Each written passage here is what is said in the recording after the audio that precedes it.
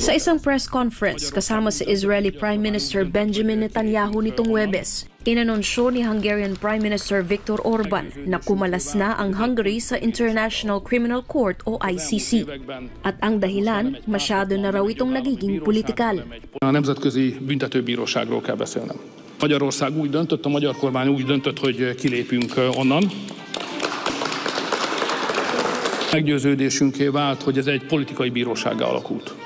Tehát az elmúlt években ez most már nem egy pártatlan, nem egy jogállami bíróság, hanem egy politikai bíróság. És ezt a legvilágosabban az Izrael kapcsolatos döntések mutatták meg.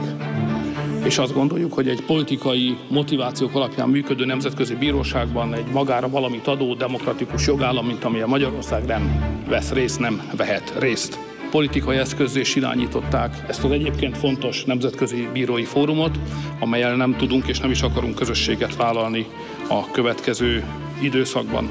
Matatandaan na mismong si Viktor Orban din ang pumirma sa dokumento noong taong 2000 para maging miyembro ng ICC ang Hungary. At ngayon, siya rin ang pumirma sa dokumento para kumalas dito.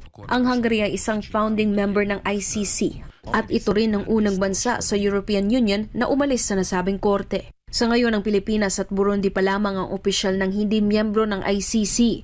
Sa ilalim ng Rome Statute, ang pagkalas ng Hungary sa ICC ay magiging epektibo 1 taon matapos magbigay ng abiso sa United Nations.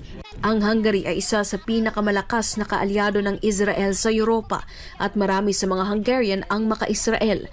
Matatandaan na noong Nobyembre 2024, naglabas ng warrant of arrest ang ICC laban kay Netanyahu dahil sa mga umano'y war crimes at crimes against humanity sa panahon ng gyera sa pagitan ng Israel at Hamas.